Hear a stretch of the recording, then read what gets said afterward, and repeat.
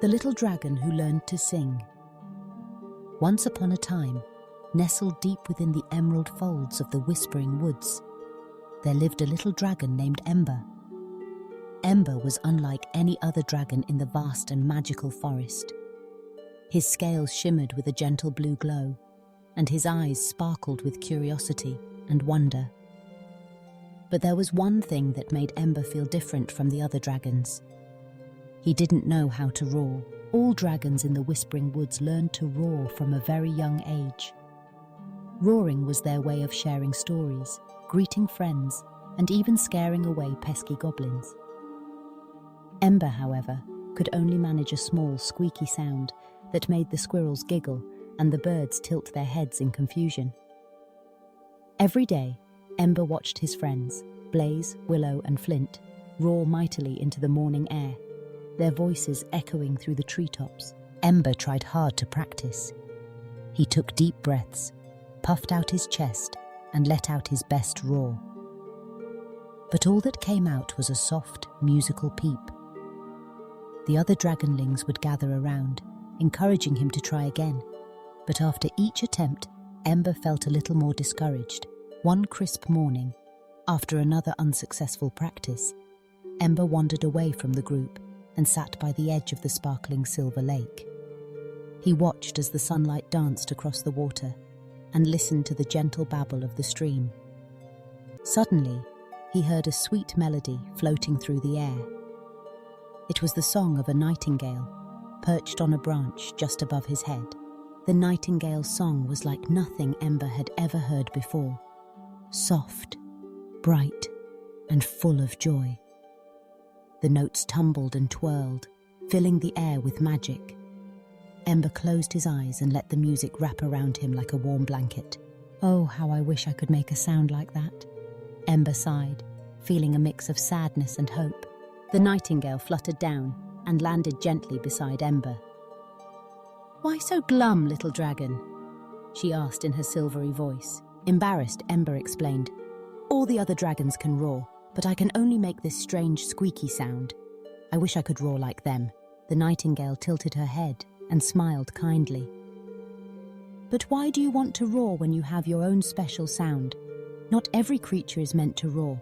Some are meant to sing." Ember blinked, surprised. "Sing? Dragons don't sing, do they?" "Why not?" replied the nightingale. "Every voice has its own magic. Would you like to learn how to use yours?" Ember's eyes widened with excitement and a little bit of fear. "But I don't know how to sing." The nightingale laughed softly. "Neither did I once. I learned by listening to the world around me and letting my heart guide me. Come, let's try together." From that day on, Ember visited the nightingale at Silver Lake every morning. They listened to the rustling leaves, the rippling water, and the chorus of crickets. Ember practiced turning his squeaky sounds into long, flowing notes. Sometimes they were too high, sometimes too wobbly, but the nightingale always cheered him on. Slowly, Ember's voice grew stronger and more confident. He learned to shape his notes into melodies, and soon his songs floated across the lake, mingling with the breeze. The forest animals would gather to listen, enchanted by the new sound in the woods. One day, as the sun dipped low and painted the forest in golden light, the dragons prepared for the annual dragon gathering, a night when all the dragons would showcase their mightiest roars and celebrate together. Ember's friends invited him to join, but he hesitated. I don't think I belong," Ember stammered. "I still can't roar." Blaze, Willow, and Flint looked at each other, then at Ember. "But Ember, your song is beautiful. It's different, but it's amazing. You should share it with everyone." With a trembling heart, Ember followed his friends to the center of the clearing, where dragons young and old had gathered. The air was thick with excitement, as one by one, dragons stepped forward to let out their proudest roars. The ground trembled, and the trees shook with each thunderous sound. When it was Ember's turn, he took a deep breath and closed his eyes. For a moment, all was silent.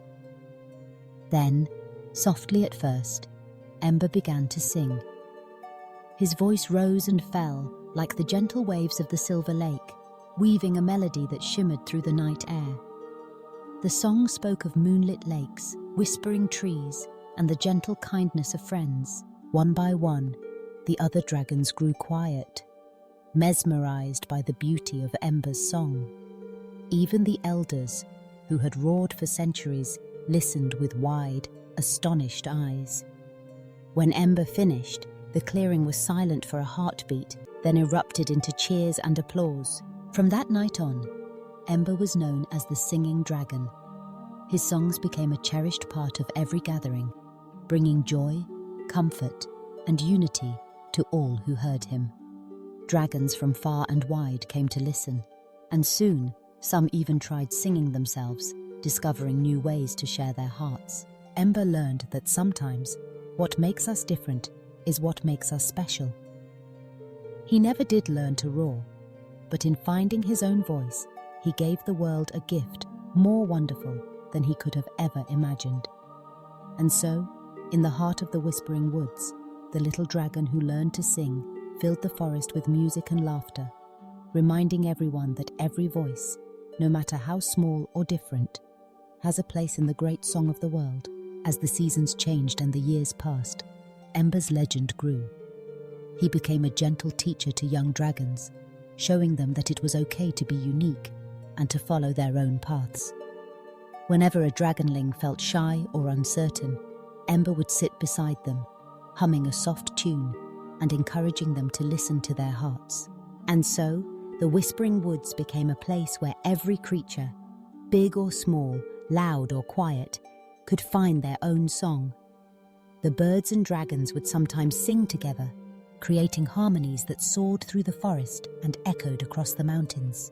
The nightingale, proud of her student, would often sing duets with Ember, their melodies blending in perfect harmony. Even the oldest, grumpiest dragons found themselves tapping their claws to the rhythm, smiling in spite of themselves. Ember's favorite time was at twilight, when the sky turned pink and gold, and the first stars began to twinkle. He would sit by Silver Lake, his reflection shimmering on the water, and sing a lullaby for the world. The animals would gather, curling up beside him, and listen as his song drifted up to the sky, carrying dreams and wishes to the stars. Parents would tell their children the story of Ember, the little dragon who learned to sing, and remind them that being different is a wonderful thing. And every time a little one felt unsure or out of place, they would remember Ember's song and find the courage to share their own voice with the world.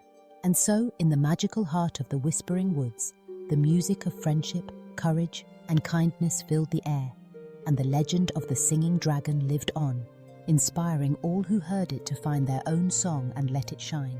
And that, dear child, is the story of Ember, the little dragon who learned to sing.